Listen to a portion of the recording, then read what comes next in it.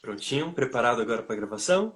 Então vamos Vamos lá. Eu lá. vou fazer três, vou fazer aqui a abertura, né, do programa. Aí vou apresentar você e vou falar que o tema é tal, o convidado vai ser tal, e aí eu vou pedir que você se apresente. Aí você pode falar, oi gente, né? Sou o Luiz, você pode dizer o lugar que você fala, se quiser apresentar o Centro Espírita ou não, suas redes sociais, fica à vontade. Aí é o seu momento de apresentação pessoal, tá? Então vamos lá? 3, 2, 1. Olá, turminha de luz, queridos amigos e ouvintes da Web Rádio Namastê. É com muita alegria que damos início ao nosso programa Cores da Alma. Este programa que tem como objetivo abordar conteúdos da sexualidade e diversidade humana sob a ótica científica, histórica, filosófica e espiritualista, desmistificando crenças equívocas, quebrando tabus e esclarecendo sempre com amor e racionalidade. Para quem ainda não me conhece, eu me chamo Alberto Silva e vocês podem me encontrar no meu perfil pessoal no Instagram, Conectando Caminhos. Eu espero, gente, de todo o meu coração trazer boas reflexões, boas mensagens e bons caminhos para todos nós. Vale lembrar que vocês podem me enviar suas perguntinhas, suas dúvidas, que eu estarei respondendo aqui mesmo no nosso programa com todo amor e carinho. Lembrando, gente, que o nosso programa é toda quinta-feira ao meio-dia e reprisado nos sábados às 7 horas da noite. Bem, pessoal, o tema a ser abordado no programa de hoje é convivendo com a diversidade. E para bater esse papo super importante, teremos um convidado para lá de especial, o querido amigo Luiz Guilherme. Ele, né, que desenvolve um trabalho bem bacana nas redes sociais, em vários grupos espíritas. Então, seja bem-vindo, Luiz. Se apresenta pra gente. Oi, Alberto. É um prazer enorme estar aqui com vocês no Cores das A... no Cores da... Oi, Alberto. É um prazer enorme estar aqui com vocês no Cores da Alma. É uma honra ter sido convidado aqui para falar sobre um tema tão importante como convivendo com a diversidade. Bom, meu nome é Luiz Guilherme Schmidt Castellani. Eu sou de Vitória, Espírito Santo, no Brasil. Eu trabalho tanto na comunidade espírita Jardim da Penha, quanto na Federação Espírita aqui do estado, e sou bem ativo no movimento jovem espírita daqui do Espírito Santo. Que E bacana. tem... Sei. Não pode falar, pode continuar. Tá, eu falar das redes sociais que eu ia falar. Tá, tu pode dar uma pausa e volta como se estivesse nas redes sociais. Se essa parte ele corta, não se preocupa.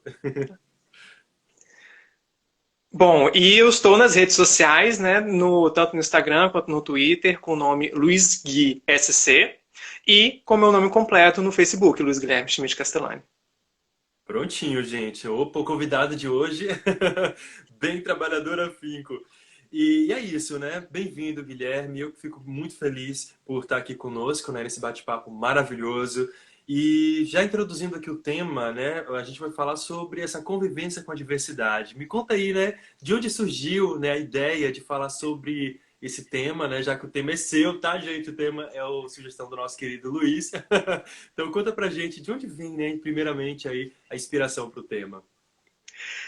Excelente pergunta, até porque estamos em um programa que fala sobre sexualidade, né, e por que falar sobre convivendo com a diversidade. Esse tema surgiu, até preparei uma palestra, que inclusive está no YouTube, quem quiser assistir, com esse tema, convivendo com a diversidade. E esse tema surgiu porque eu, enquanto homem gay, cis, passei pelo processo de autoaceitação, como muitos de vocês. E durante esse processo de autoaceitação, uma coisa que eu me questionava, principalmente no começo desse processo, por que que eu não sou igual aos outros, às outras pessoas? Por que que eu sou diferente? Por que que eu sou assim?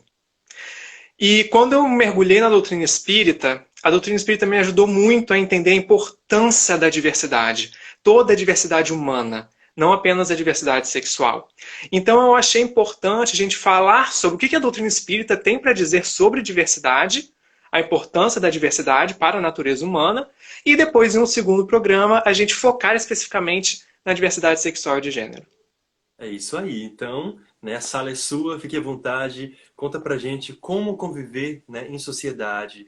Primeiramente, né, vamos entendendo aí, eu queria perguntar por que existe a diversidade, né, Luiz?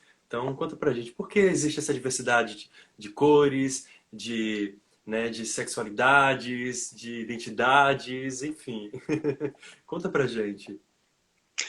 Alberto, para ajudar a me responder essa pergunta, eu gostaria de convidar todos os nossos ouvintes a imaginar uma imagem na cabeça. A imagem de uma orquestra. Quando vocês pensam em uma orquestra, que imagem que vem? Vários instrumentos diferentes, não é Uhum, mesmo? E isso. tem um regente, alguém regendo essa orquestra e vários profissionais tocando seus instrumentos, cada um com um instrumento diferente. E quando a gente para olhar esses instrumentos, a gente vê que determinados instrumentos têm similaridades entre si e outros são mais diferentes, podendo ser agrupados em determinados grupos por semelhanças. Como, por exemplo, os teclados de um lado, as cordas de outro, as madeiras de um canto, os metais de outro lado e as vozes também. Uhum, Só que se a gente olhar cada grupo desse, focar em cada um desses grupos, a gente vai ver que esses grupos não são homogêneos. Eles uhum, possuem diversidade dentro de si mesmos. Por exemplo, os teclados. Podemos ter os pianos e os órgãos de tubo. Já as cordas, nós temos violino, viola, violoncelo, contrabaixo, violão, guitarra. Nas madeiras, nós temos o flautim, a flauta, o clarinete. Nos metais, nós temos sax soprano, sax alto, sax tenor, trompete, trombone. E nas vozes, nós temos soprano, contralto, tenor e baixo. Então, é é uma diversidade. individualidade que não falta, Isso. não é? Nessa imagem. Mas por que a gente está falando sobre orquestra aqui, Alberto? Hum? A gente não ia falar sobre sexualidade? Isso. Porque agora eu gostaria de convidar que pegássemos esta imagem dessa orquestra e fizéssemos uma analogia com nós seres humanos. Uhum, Se a gente olhar toda a humanidade, nós vamos conseguir enxergar grupos separados. isso. Mas se olhar, por exemplo, negros, brancos, asiáticos, ou então heterossexuais, homossexuais, bissexuais, ou então cisgêneros, transgêneros. Existem vários tipos de grupos diferentes. Uhum, Só que se nós mergulharmos, focarmos em cada um desses grupos, a gente vai encontrar um universo específico dentro de cada um desses grupos. Uma diversidade isso. muito grande dentro de cada um desses grupos. Tudo bem, mas onde é que entra o regente aí? Eu vi até agora os instrumentos, mas e o regente? Quem é que rege tudo isso aí? Quem Nós. será? Quem será? A espiritualidade nos ensina que Deus rege todos os seres vivos na natureza através da sua sinfonia de amor. Uhum, Só que assim como a orquestra, algumas vezes alguns instrumentos desafinam, não é uhum, mesmo? Aí o som não sai muito bom. Da mesma forma, nós seres humanos. Quando alguns de nós desafina com a lei de amor, o nosso som não sai muito bom. Só que, por exemplo, tem um membro da orquestra que está desafinado. Eu vou simplesmente ficar tocando lindo, maravilhoso? Ou vou tentar ajudar o meu colega a afinar o seu som? Algumas questões, não é mesmo?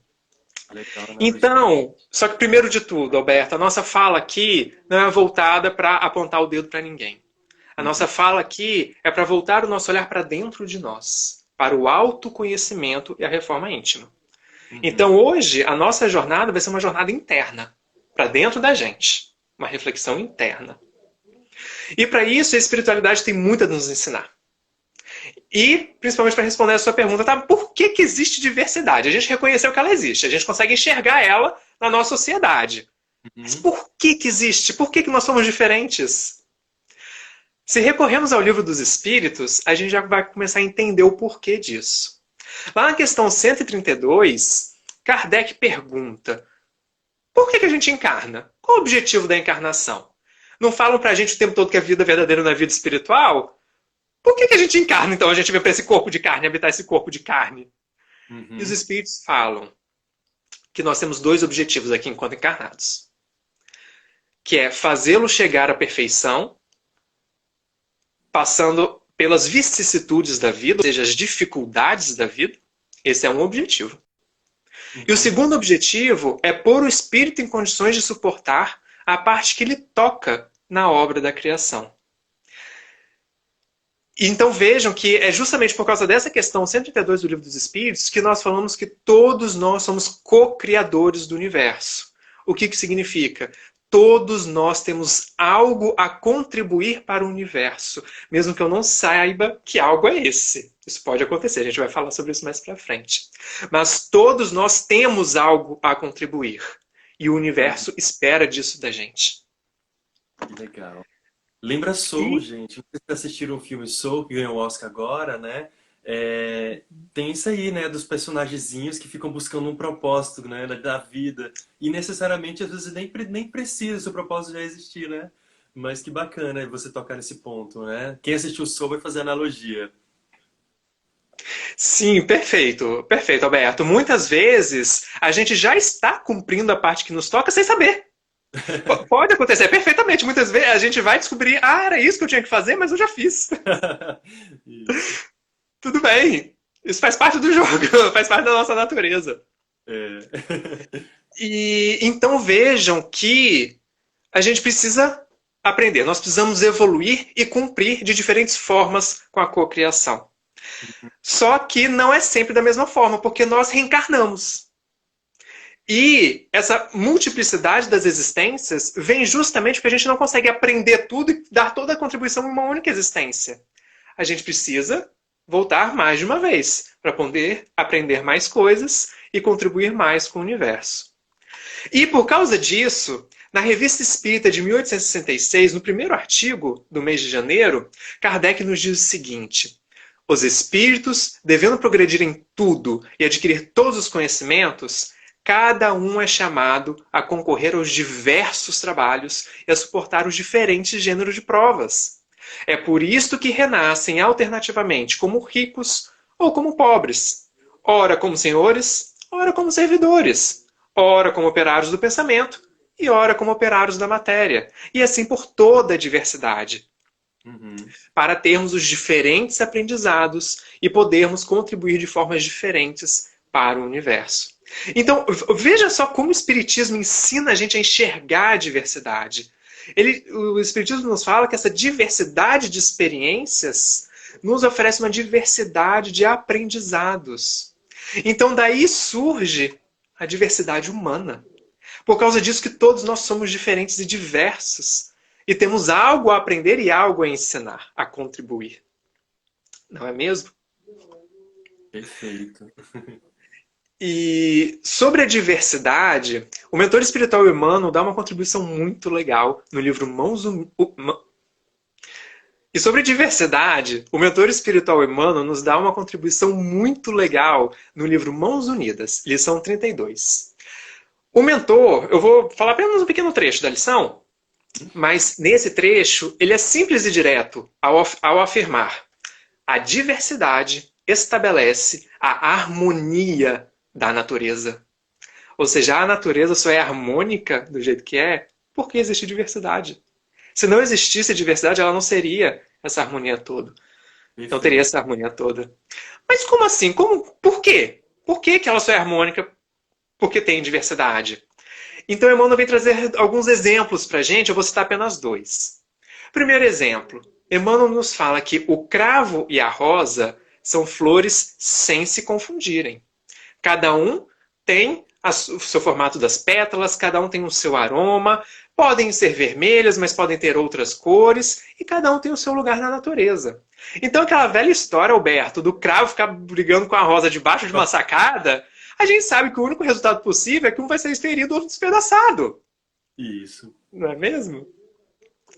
E o segundo exemplo que eu vou citar aqui, que Emmanuel fala, ele diz o seguinte: o sol e a vela acesa são luzes com funções diferentes. Então veja, vamos olhar o Sol primeiro, o astro-rei do nosso sistema solar. E a vida na Terra só existe graças... A vida na Terra só existe, como a gente entende, graças ao Sol, à luz emitida pelo Sol. Perfeitamente.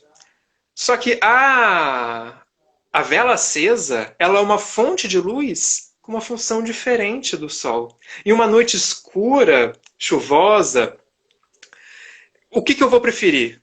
Acender uma vela para poder me ajudar o campo, por exemplo, se eu estiver sem energia elétrica? Ou vou acender um sol no meu quarto? Não, porque senão destrua o planeta Terra, não é? Morre Não tem? todo mundo. Morre todo mundo. Então vejam só, a partir do momento que o Sol, a vida da Terra só existia graças ao Sol no lugar onde ele está, se eu trago ele para cá, todo mundo morre.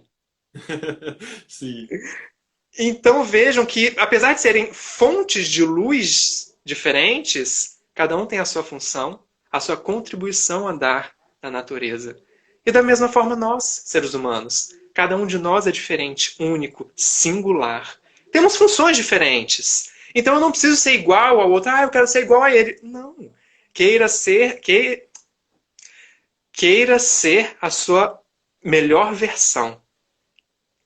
É isso que nós queremos ser. A nossa melhor versão. perfeito. E então, agora mudando de autor espiritual, consultamos o espírito Hamed no livro As Dores da Alma, que ele vai falar o seguinte: apesar de sermos únicos, todos fomos criados para contribuir coletivamente no mundo e para usar as possibilidades de nossa singularidade. Então veja que o espírito Hamed reforçando a fala dos espíritos no livro dos espíritos, falando, ó, todos nós temos aqui algo a contribuir, uma função a oferecer. Só que o espírito Hamed ele coloca uma observação aqui importante para a gente. Ele fala o seguinte: talvez não entendamos de imediato nosso papel na vida. Como a gente falou aqui, realmente a gente pode não saber qual é a nossa contribuição. Mas, completo espírito, podemos ter a certeza de que todos somos importantes e todos fomos convocados a dar nossa contribuição ao universo. Então isso é uma certeza que nós precisamos ter. E que a espiritualidade ela vem nos alertando há séculos sobre isso. E o espírito Hamed ele finaliza a fala dele falando o seguinte: a nenhuma coisa ou criatura deve se atribuir o termo desprezível, pois tudo o que existe sobre a Terra é criação divina, logo útil e proveitosa, mesmo que agora não possamos compreender seu real significado. Então, Alberto, quando a gente ainda está nesse processo de autoaceitação, a gente ainda está se conhecendo, lutando para se amar, muitas vezes a gente se chama de desprezível, a gente se chama de abominação, porque nós fomos ensinados a nos chamar desse jeito. Só que isso é um equívoco.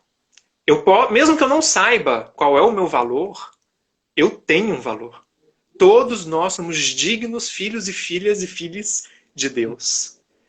Exatamente como nós somos.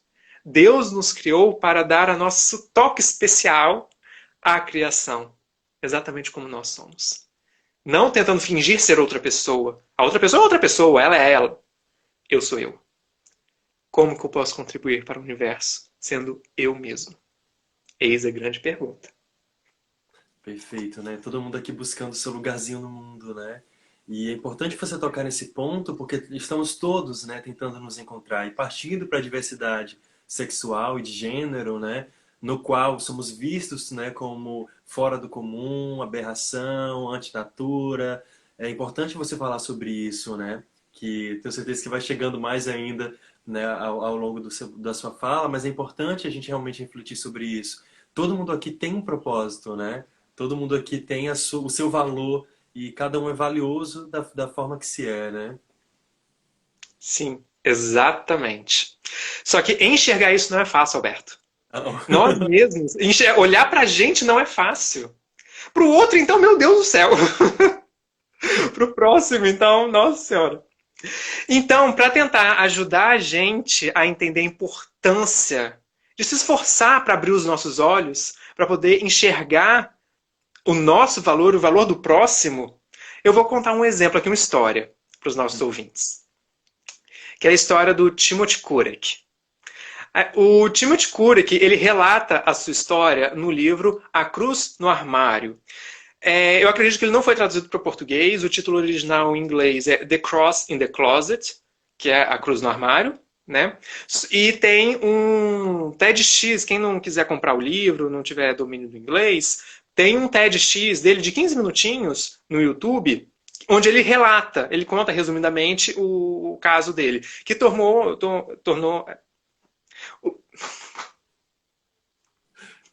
Respira. respira. Caso alguém não queira comprar o livro, pode também assistir o TEDx dele no YouTube, no qual ele conta o relato, um resumo do relato, da experiência que ele fez e que deixou ele famoso nos Estados Unidos. Foi até entrevistado por telejornais, como a gente vai falar aqui. Uhum. O título do TEDx dele no YouTube é Walking in the Shoes of the Other, ou seja, me colocando no lugar do outro. E está disponível no YouTube, é só digitar e você encontra. Mas para conhecer esse experimento, essa história do Timothy, o porquê que ele ficou famoso, primeiro a gente precisa conhecer o Timothy. Quem é o Timothy, afinal de contas? Então, para isso, vamos lá para os Estados Unidos, em uma região denominada Cinturão da Bíblia, mais especificamente na cidade de Nashville, no Tennessee. Local, cidade, onde o Timothy nasceu e cresceu a sua vida toda. Uhum. Não é à toa que essa região é denominada Cinturão da Bíblia. É uma região... Você sabe, né, Alberto? Você mora aí nos Estados Unidos. Eu já ia dizer, a gente já pode imaginar o que pode sair desse cinturão bíblico aí. Pois é. Então, como o próprio nome já fala, é uma região ultraconservadora nos Estados Unidos. E foi essa educação que ele teve a vida toda. Ele estava lá todo domingo na igreja, ouvindo as missas, convivendo com os amigos dele na igreja e convivendo na comunidade religiosa dele. Essa foi a criação do Timothy. E, após esse experimento dele, que deixou ele famoso nos Estados Unidos, ele deu uma entrevista na ABC News, aí nos Estados Unidos, no qual ele se descreve como ele era antes desse experimento. E ele relata que antes do experimento, ele se descrevia da seguinte forma: amor é chegar e falar para seu amigo gay: ei, escute, você é uma abominação e você precisa pedir perdão para ir para o céu. Eu realmente acreditava nessa besteira, diz o Timothy à ABC News. Então, alguma coisa aconteceu nesse experimento que ele fez, que fez ele mudar de visão, de ideia. Ele tinha essa visão completamente preconceituosa, só que algo aconteceu para ele não enxergar mais isso. O que ele fez? Então, para a gente entender o que levou ele a fazer esse experimento de 1 ano, a gente precisa conhecer uma amiga dele, a Liz. A Liz, amiga de infância dele, conviveu com ele na igreja, no mesmo ciclo social que o Timothy. E eles tinham um costume muito... que é comum aí nos Estados Unidos, é irem para o karaokê, né? Cantar. E uma noite ele saiu com os amigos, entre eles estava a Liz, foram para o karaokê cantar. Só que em determinado momento a Liz saiu e foi para a calçada. Foi para o lado de fora do karaokê. Ele achou estranho, saiu e foi ver o que estava acontecendo. Nessa hora ele tomou um susto, porque ele encontrou a Liz sentada na calçada chorando. Aí ele falou: meu Deus, o que está acontecendo? Não, vem cá, ela é minha amiga, o que está acontecendo? Aí a Liz falou que naquele dia ela havia se assumido para os pais, saído do armário, como lésbica. E os pais haviam expulsado ela de casa. O Timothy tomou um choque. Ele falou: ai meu Deus.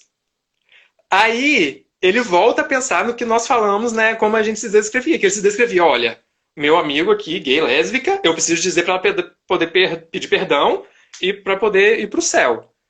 Só que ao tentar fazer isso, ele percebeu que ele só ia aumentar o sofrimento dela. Aí ele parou e pensou, teve um momento de epifania, como ele mesmo fala, né? Ele relata na fala dele, dizendo o seguinte: eu senti que Deus me deu um tapa na cara. Ela estava chorando nos meus braços, e em vez de eu estar lá para ela, eu ficava pensando em todos os argumentos que eu poderia usar para convertê-la. Só que aí ele parou e pensou. Ele começou a entender que o amor que a Bíblia tanto prega vai além. E ele decidiu embarcar em um exercício radical de empatia. Ele percebeu que, pera lá, isso que eu estou sentindo aqui agora não é o amor que eu aprendi com a Bíblia. Mas, afinal de contas, que amor é esse que eu aprendi com a Bíblia? E para poder entender o que ela estava sentindo, para ter empatia com ela, ele precisava se colocar no lugar dela. Fazer um exercício de empatia, se colocando no lugar dela. E como que ele faz isso? Então ele bolou um experimento de um ano em que ele ia fingir, contar para as outras pessoas que era homossexual. A gente sabe que a orientação sexual não muda, o que pode mudar é o nosso conhecimento da nossa própria orientação sexual, da nossa sexualidade, mas a orientação sexual em si não muda. E ele é heterossexual, né?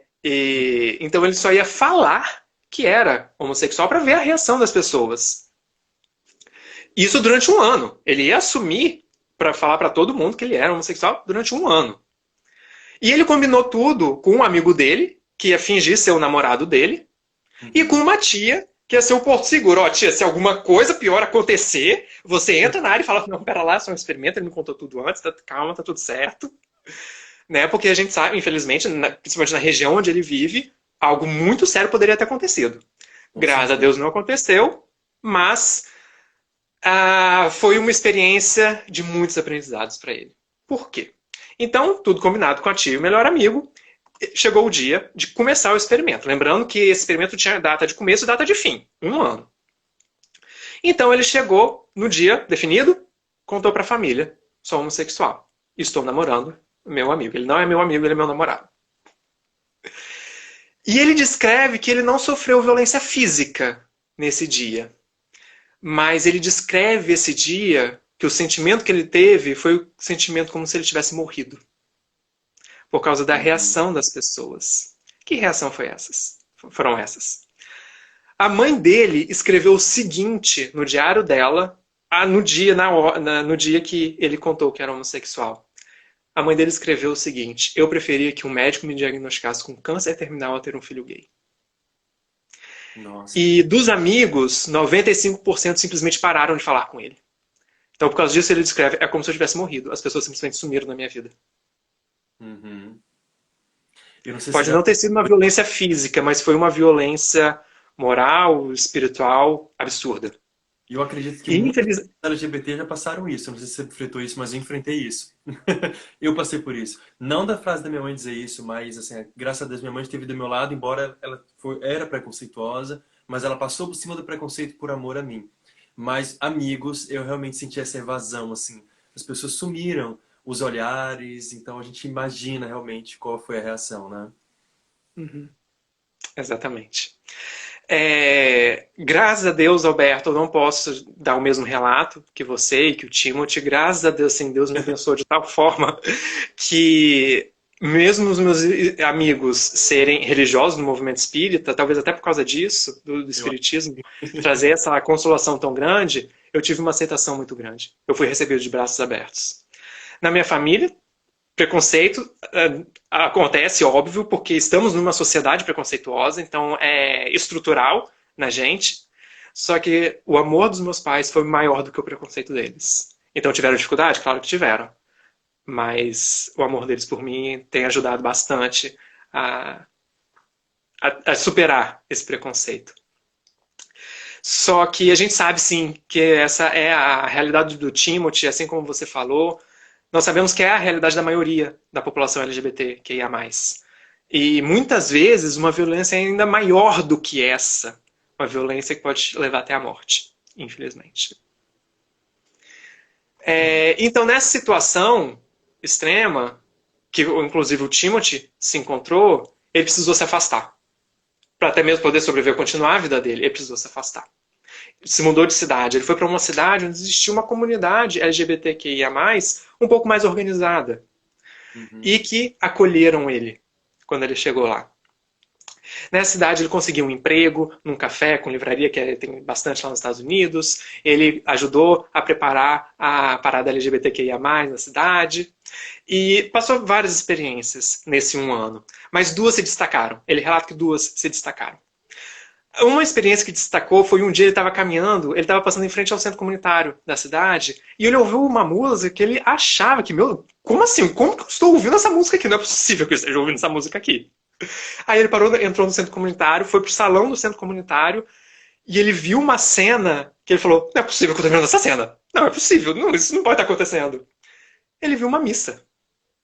A população ali, LGBTQIA+, estava celebrando uma missa. Cantando uma música que ele ouvia na igreja dele.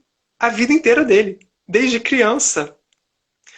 Só que a vida inteira ele ouviu que a comunidade LGBTQIA+, não tinha Deus no coração. Só que naquele momento ele estava vendo um louvor tão fervoroso a Deus que poucas vezes ele viu na própria igreja dele. E ele parou e pensou: meu, como assim? Não, pera lá, as pessoas não deveriam ter Deus no coração. Como assim? Elas têm? Inclusive, como elas conseguem ter tanto Deus no coração assim com tanto louvor? Deu um bug no cérebro dele? Tipo assim, oi? Como assim? Como assim? Pra gente ver como que nós ensinamos, como nós aprendemos errado. Nós ouvimos uma coisa a vida inteira. E essa coisa que a gente ouviu a vida inteira, por todos os lados, por todo mundo falando, ela pode estar errada. Uhum. Ela pode estar muito errada. E o segundo fato que chamou bastante a atenção dele, e que foi o fato que mais chamou a atenção dele, inclusive ele deu o título ao livro por causa desse fato, A Cruz no Armário, foi porque ele se viu vivendo no armário durante esse um ano. Porque ele só contava para as pessoas que era homossexual, mas ele era heterossexual, que ele não podia contar para ninguém. Só que a gente não controla os nossos sentimentos. E Uhum. ele se apaixonou por uma mulher heterossexual que poderia, se ele falasse que ele era heterossexual, poderia corresponder ao amor dele. Só que ele não podia falar. Ele não podia falar que ele amava ela, que ele se apaixonou por ela. E ele falou que esse sentimento de não poder falar para a pessoa que se ama, que você ama ela, foi uma das maiores dores que ele sentiu na vida. E a gente sabe muito bem o que é isso.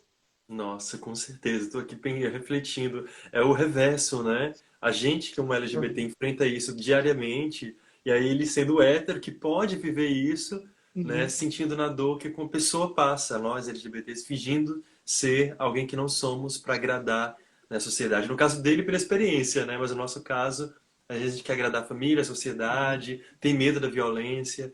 Nossa, que interessante essa vivência, viu?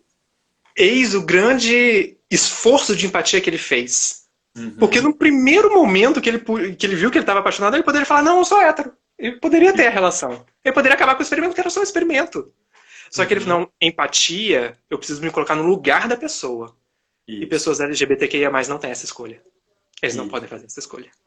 Então eu também não vou fazer essa escolha. Ele vai seguir em frente. Foi um exercício de empatia, extremo de empatia que ele fez, e ele Uhum. conseguiu. Só que esse exercício tinha data de início e data de término. Passou um ano, terminou o experimento.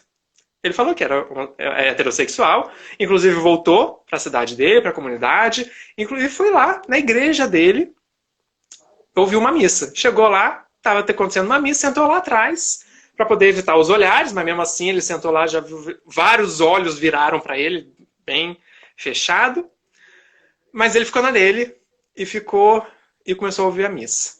Só que aí ele pensou o seguinte: se esse padre falar alguma coisa dos meus amigos LGBTQIA+, que me segure, porque foi aí que ele teve o segundo momento de epifania dele. Porque quando ele chegou na igreja, ele achava que ele tinha conquistado o preconceito dele. Só que nesse momento, ele viu que o preconceito dele havia apenas mudado de alvo. Ganhou outro. Ganhou outro alvo. Exatamente. E ele pensou o seguinte: esse não é o amor que a Bíblia me ensinou. Então ele pensou o seguinte: não, pera lá. Quando eu estava aqui na minha comunidade religiosa, eu tinha preconceito com LGBTQIA+. Quando eu fui para a comunidade LGBTQIA+, eu passei a ter preconceito com a comunidade religiosa. O que eu faço então? Eu preciso conviver com as duas ao mesmo tempo. O que eu faço? Então ele abriu uma ONG na cidade dele, com a ajuda da comunidade religiosa dele. Ele contou o experimento, ele foi para todo mundo. A mãe dele foi a primeira a pedir perdão, a ver que estava errada e a ajudar ele nessa ONG. E ele abriu uma ONG para acolher pessoas LGBTQIA+, expulsas de casa. Que lindo. Então, assim, ele conseguiu unir a comunidade religiosa e a comunidade LGBTQIA+. E finalmente conquistar o preconceito dele. Nossa, que experimento lindo, né? Lindo e forte. Sim, sim. É, Então, Alberto, esse experimento do Timothy, ele ajuda a gente a enxergar a importância da gente conviver com quem é diferente da gente. Uhum. Conviver com o nosso próximo. E a doutrina espírita já fala isso, ó, há muito tempo. Se a gente voltar lá no livro dos Espíritos, questão 7687, se a gente voltar lá no livro dos Espíritos, na questão 768, no capítulo da lei de sociedade, os Espíritos já falavam que nós temos que progredir e que isolados não lhe é isso possível, por não dispor de todas as faculdades. Falta-lhe o contato com as outras pessoas. No isolamento, nós nos embrutecemos e nos estiolamos, definhamos. Então nós necessitamos do nosso próximo. E ao conviver com o nosso próximo, a gente tem a oportunidade de rever vários conceitos que a gente vai observar que são, na verdade, preconceitos. A gente vai ver que nós estamos errados. Só que o problema, Alberto, é que a gente costuma não viver muito bem em sociedade. Nós vivemos isolados em bolhas, né? Vivemos aqui no nosso núcleo familiar, ou então as pessoas do nosso trabalho, então as pessoas da nossa comunidade religiosa, e a gente tem muita dificuldade em conviver com quem é fora dessa bolha. Uhum. E Emmanuel explica isso. Por que isso acontece? No livro Fonte Viva, na lição 24, eu vou pegar só um trechinho dele, é uma lição linda, recomendo a leitura de quem tiver. O mentor espiritual nos fala o seguinte, Alberto: todos experimentamos a tendência de consagrar a maior estima a apenas aqueles que leiam a vida pela cartilha dos nossos pontos de vista. Então vejam que Emmanuel fala, não, nós temos essa tendência mesmo de querer conviver só quem está aqui na nossa bolha, que enxerga a vida com os nossos olhos. Uhum. E Emmanuel completa dizendo que nosso devotamento é sempre caloroso para quantos nos exposem os modos de ver, os hábitos enraizados, os princípios sociais, mesmo que não sejam os mais agradáveis. Então, mesmo que eu não tenha os modos, os hábitos mais agradáveis, mais adequados, eu vou ter essa tendência de conviver com quem é igual a mim, age que nem a mim. E o interessante é que quando a gente parte para a área da pedagogia, né, na área da educação, Piaget já traz uma fala muito parecida com essa, num processo de adaptação. Que processo é isso? O que é a adaptação que Piaget nos ensina? É o processo pelo qual as crianças passam de um nível de conhecimento simples a outro mais complexo, ou seja, de aquisição de novos conhecimentos. Então, o processo de aquisição de novos conhecimentos é chamado de adaptação. E esse processo de adaptação tem duas etapas diferentes, como Piaget nos ensina. O primeiro é a assimilação, que é aquela ação externa, a forma como interagimos com o mundo para compreender determinados conceitos. É aquilo que eu entro em contato com, né? Com quem eu convivo, por exemplo. Uhum. Já a outra etapa é a acomodação, que é um processo interno. Construção de novas estruturas cognitivas com base nas pré-existentes. As estruturas cognitivas são as estruturas do aprendizado, com que a gente aprende. Então, todos nós temos, por causa da nossa cultura, por causa do nosso crescimento, tudo que nós fomos ensinados, e nós como reencarnacionistas, né, a gente vem trazendo uma bagagem de outras vidas, inclusive, que vem estabelecendo e criando essas bases cognitivas, as bases do aprendizado. Então, Piaget fala, para eu adquirir novos conhecimentos, eu preciso adaptar essas bases já pré-existentes a esses novos conhecimentos que estão chegando. E isso permite assimilar a novidade. Só que ele coloca um alerta em relação a isso. Pode acontecer de um determinado conhecimento estar muito fora do campo de compreensão do indivíduo. E, nesse caso, ele se mostra perdido ou desinteressado. Então, o que é muito diferente de mim, que eu não consigo compreender, ai meu Deus, mas é diferente demais, eu não consigo entender como que tá a pessoa daquele jeito, por que ela faz aquilo. Então, eu tenho uma tendência de ficar perdido em relação àquilo, então desinteressado. Ou seja, de criar um muro entre eu e o outro. Me isolando do outro. Eu não quero ver aquela pessoa, eu não quero saber daquilo, eu não tenho interesse naquilo. Justamente porque eu não adapto, eu não faço esse processo de acomodação, que é esse processo interno dentro da gente, de acomodação das nossas bases para o novo, para o diferente. Entendi. Lembra muito esse processo que a gente enfrentou aqui, né? Que a gente tem visto nos Estados Unidos, a criação do muro que divide Estados Unidos e México, né? Essa coisa de separar, ao invés de compreender, de auxiliar. E isso para outras questões também, né? Que a gente pode estar vendo. É mais fácil eu separar o outro, afastar o outro, excluir o outro por ser diferente, porque eu não me constrange, eu não entendo e eu não quero buscar entender. Então, eu excluo e fico aqui com os meus, né? É mais fácil realmente eu cercar a minha casinha, estar perto de quem eu amo, ao invés de conviver com o vizinho, né? Compreender o outro, enfim. É, posso fazer Pode? uma analogia com um seriado que passou inclusive esses dias, o Falcão e o Soldado Invernal, da Disney+, que no último episódio tem uma cena, tem tudo a ver com isso. Uma fala inclusive agora o novo Capitão América, né? Não sei se eu posso dar spoiler. Posso dar, já dei. Spoiler. Já dei. O fala, né? Ele fala sempre assim, por mais que a gente ouça o spoiler, a gente não tá vendo a cena, né? Por mais que o outro fale, mas não vai estar os detalhes, as Uhum. cores, como foi construído, enfim. Solta o spoiler. Exatamente. Só no último episódio, né, que ele faz uma reflexão muito interessante. Eu não vou contar o contexto não para a pessoa assistir a série, mas ele traz uma reflexão muito interessante quando estão analisando a questão de, entre aspas, terroristas no caso. Até por causa da atitude, né, de pessoas que estavam querendo destruir, matar, está tendo atitudes terroristas. Só que aí um determinado grupo de pessoas simplesmente rotulou essas pessoas de terroristas. Ah, vamos excluir elas porque são terroristas e vamos excluir elas. Só que aí o novo Capitão América, ele nos faz o seguinte: antes de fazer isso, a pergunta mais importante que a gente se deve fazer e a gente não faz é por quê? Por que essas pessoas estão fazendo o que elas estão fazendo? O que levou elas a fazer o que elas estão fazendo? Parar de enxergar simplesmente um rótulo que a gente coloca, a gente adora rotular as pessoas, e começar a enxergar as individualidades. O porquê que aquela pessoa é do jeito que é, faz o que faz. Parar de enxergar simplesmente o outro, seja o rótulo que tiver, e passa a enxergar o ser humano, a individualidade. Eu passo a enxergar o meu próximo. Esse é um convite muito interessante, né, que o seriado nos faz e que eu acho que tem tudo a ver com a nossa reflexão, porque a espiritualidade, ela nos fala, ó, esse é o caminho. Esse é o caminho. Para de ficar cego em relação ao próximo e começa a tentar enxergar a individualidade, o seu próximo.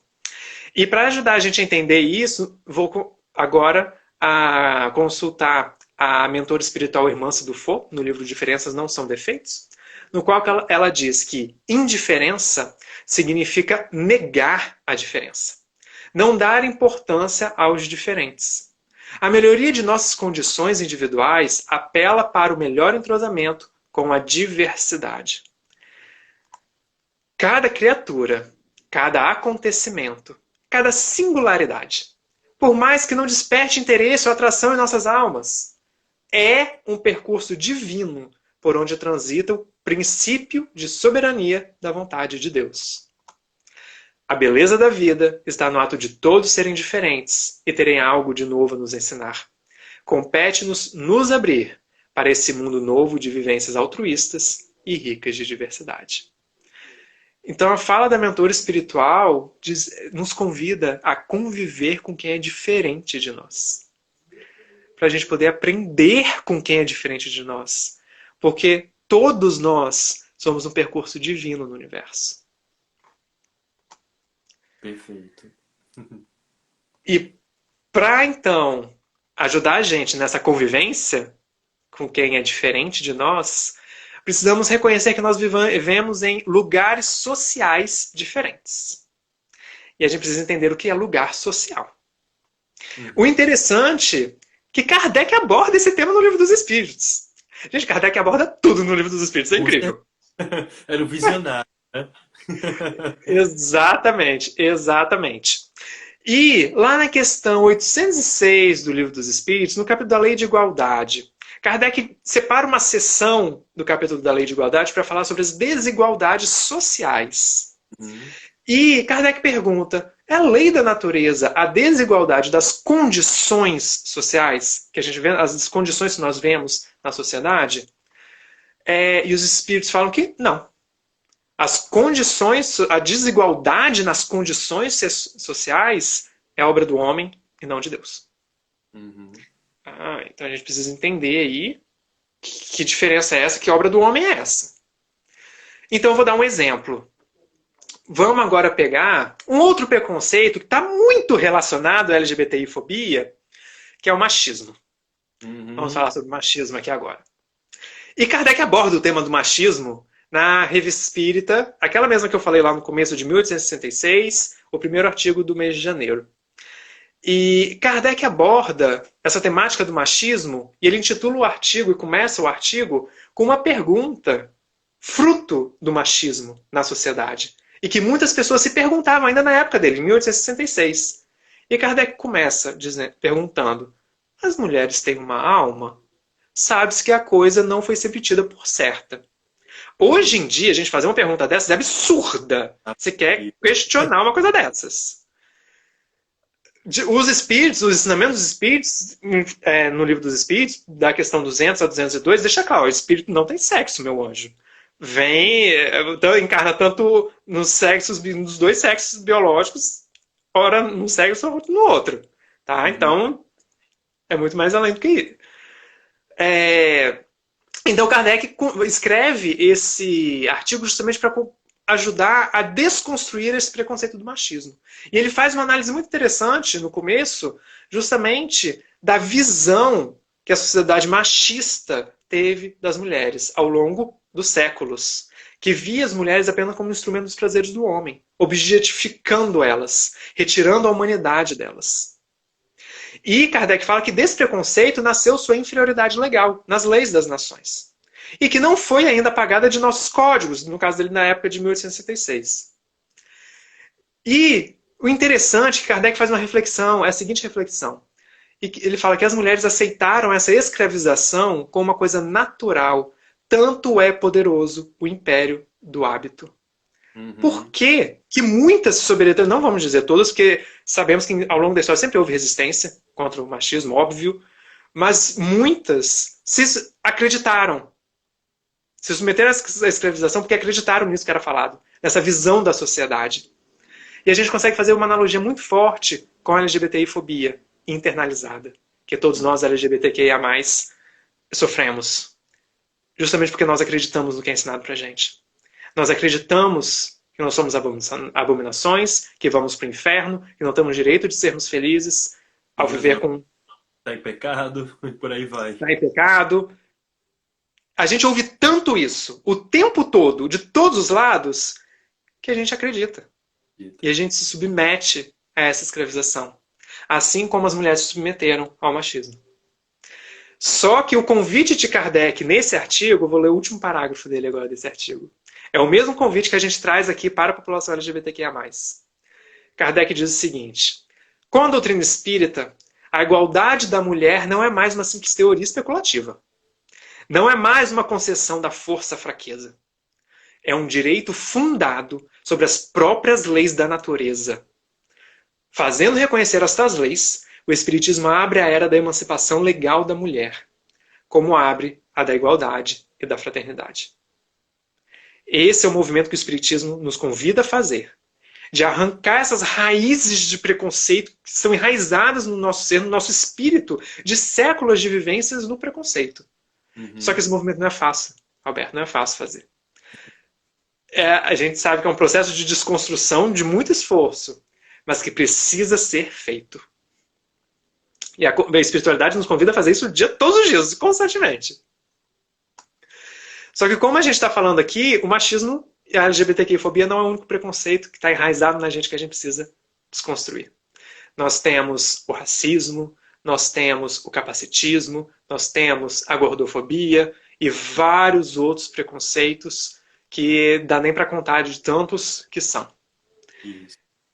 Exatamente. Então, o convite da espiritualidade é, pessoal, vamos desconstruir esses preconceitos. E Kardec, no Livro dos Espíritos, pergunta, questão 806A, algum dia essa desigualdade desaparecerá? Essa desigualdade social desaparecerá? É a nossa esperança, né, Alberto, que desapareça. Algum dia isso vai acontecer? Ai, espero estar aqui, né? Nem que seja voltando de outro corpo para viver isso, né? Por isso vamos trabalhar. Exatamente. E os espíritos respondem que eternas somente as leis de Deus o são. Não Uhum. vês que dia a dia essa desigualdade gradualmente se apaga? Desaparecerá quando o egoísmo e o orgulho deixarem de predominar. Ah, mas o que o egoísmo e o orgulho têm a ver com isso? Como assim?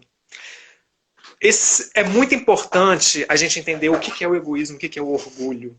Porque os espíritos, no livro dos espíritos, nos falam que o orgulho e o egoísmo são os principais obstáculos para o progresso da humanidade, no capítulo da Lei de Progresso. O orgulho, vamos recorrer agora ao Evangelho segundo o Espiritismo. No Evangelho segundo o Espiritismo, os espíritos nos ensinam que o orgulho é aquele sentimento que me desnivela do meu próximo, Uhum. que eu me coloca uns como superiores e outros como inferiores. Só que esse é um vício moral que faz esse movimento de desnivelar os seres. Só que os espíritos nos falam, olha, no lugar do orgulho, você precisa desenvolver a humildade. A humildade é aquele sentimento que me nivela, que nivela todos os seres no mesmo nível. Não dizendo que são iguais, nós somos diferentes, mas mesmo sendo diferentes, todos nós somos igualmente dignos do amor de Deus. É isso que a humildade nos ensina e nos estimula a fazer. O egoísmo, por sua vez, é como se fosse uma couraça na nossa volta que nos impede de enxergar o nosso próximo. Se quer Uhum. enxergar que o nosso próximo existe. É essa doença do eu que me faz olhar só para mim. E a sua virtude oposta é a caridade. A caridade me faz tirar essa venda, essa couraça de volta de mim e me ajuda a enxergar, ó, você existe. Você não é um rótulo, você não é um outro. Você é uma individualidade, você é uma pessoa, você é meu próximo. Esse é o convite da caridade para a gente. Então, no dia que a sociedade não for mais influenciada pelo egoísmo e o orgulho, né, mas sim pela humildade, pela caridade, aí sim essas desigualdades vão desaparecer. Temos muito Falta para um pouquinho ainda para isso acontecer. trabalhar. Realmente, Pois é, mas toda jornada começa com o primeiro passo. com E a gente certeza. precisa dar o primeiro passo, não é? Uhum. E interessante, Alberto, que esse passo tem. Nós temos duas pernas, né? Para poder ajudar a gente a caminhar nessa jornada evolutiva. Emmanuel faz até analogia com duas asas, né? Como se fossem anjos, né? No livro Pensamento e Vida, capítulo 4, ele fala da asa da sabedoria e a asa do amor. E Kardec ele fala, ó, o progresso é assim, por essas duas pernas ou por essas duas asas, a analogia que você quiser. Sendo que uma asa ou uma perna é o progresso intelectual, a asa da sabedoria, como diz Emmanuel, e a outra perna é o progresso moral, ou a asa do amor, como diz Emmanuel. São asas diferentes. E Kardec pergunta como pode o progresso intelectual engendrar, puxar o progresso moral, porque na questão 780, Kardec pergunta para os espíritos quem vem primeiro. E os espíritos falam, ó, o progresso intelectual vem primeiro e puxa o moral. Aí na 780A, na subpergunta, Kardec sempre faz as subperguntas. Não, tá, mas como que pode? Como que o progresso intelectual puxa o moral? Como que isso funciona? E os espíritos respondem, fazendo compreensíveis o bem e o mal. O homem, desde então, pode escolher. Então agora a gente volta no caso do Timothy Korek. A hora em que que a Alice contou para ele que ela era lésbica. A vida inteira ele foi ensinado que ele tinha que converter ela a ser heterossexual. E ele aprendeu que era assim que ele ia ajudar ela. Só que naquela hora, só naquela hora, ele conseguiu perceber que não, pera lá, tem alguma coisa errada. Não, eu não Uhum. vou estar ajudando ela, eu vou estar atrapalhando ela. Então vejam que em todo momento ele sempre teve um bom coração, ele sempre quis ajudar. Só que por não saber como, ele prejudicava ao invés de ajudar. Eis aí a diferença entre o progresso moral e o intelectual. Você pode ter a melhor intenção do mundo, Alberto. Você pode ser a pessoa mais boa do universo. Mas se você não sabe como ajudar, você pode acabar atrapalhando na tentativa de ajudar. E isso é uma realidade muito próxima nossa, Alberto.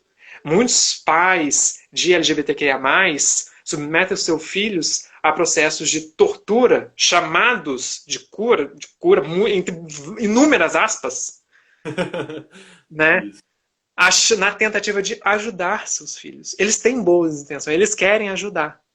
Só Uhum. que porque eles foram ensinados que esse era a forma de ajudar.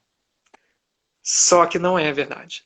Assim você vai estar atrapalhando apenas. Você vai apenas estar torturando seu filho, promovendo ainda mais sofrimento psicológico nele, e muitas vezes muitos chegam ao suicídio por causa disso.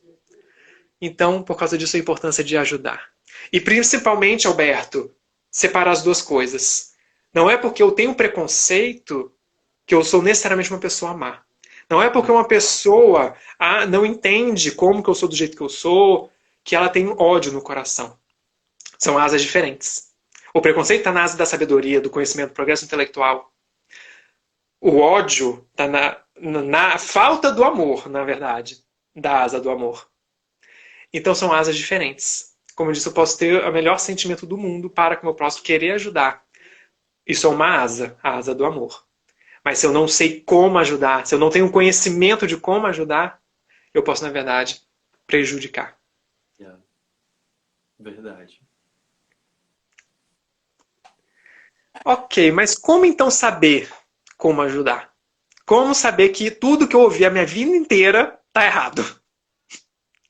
Aí a importância da convivência, Alberto, do diálogo com quem é diferente da gente. E para isso a gente precisa conversar sobre o elefante que está aqui na sala, Alberto. Tem um elefante aqui na sala e a gente precisa conversar sobre ele. Tá? Existe um conto hinduísta chamado Os Cegos e o Elefante. Vou contar brevemente, não vou contar ele todo, não. Ele é um pouco mais extenso, mas é só digitar no Google, gente. Os Cegos e o Elefante, e que vocês têm acesso a várias versões desse conto. Em resumo, determinado um dia, um príncipe convidou alguns cegos de nascença para poder conhecer um elefante. Eles nunca tinham visto. Então cada cego tocou uma parte diferente do elefante. Um tocou a tromba, outro a perna, outro a orelha e outro a cauda. Uhum. O cego que tocou a tromba, ele falou, nossa, o elefante parece uma cobra gigante. O cego que tocou a pata, ele falou, não, você está errado. O elefante parece um tronco de uma árvore. O cego que tocou a orelha, ele falou, como assim? Vocês são completamente errados. O elefante parece um grande leque. E o último que tocou a cauda falou, que é isso que vocês estão falando? Vocês não têm noção do que vocês estão falando. Tá todo mundo errado. O elefante parece um pequeno ratinho peludo. E eles ficaram naquela discussão, discutindo, falando que o outro estava errado e cada um estava certo. Aí então o príncipe chegou e falou, chega. Todos vocês estão certos e errados ao mesmo tempo. Cada um descreveu muito bem a parte do elefante que está tocando. Mas para conhecer o elefante como um todo, vocês precisam juntar as percepções individuais de cada um de vocês. E Alberto, o que somos nós se não cegos perante esse grande elefante que é a vida? Verdade. A gente sabe o que a gente vive, mas a gente não sabe o que o outro vive. Isso. Então não é ficar achando que eu sei, falando, quando a pessoa fala que reclama de determinada atitude sua, falando, você não sabe de nada, você está errado, é mimimi seu. Mimimi é a dor que não me atinge. Isso. Então a gente precisa agora... pode falar. Vai finalizar aqui o tempo, 48, 47. Eu fecho essa e a gente volta para finalização, tá bom? Pera aí. Tá.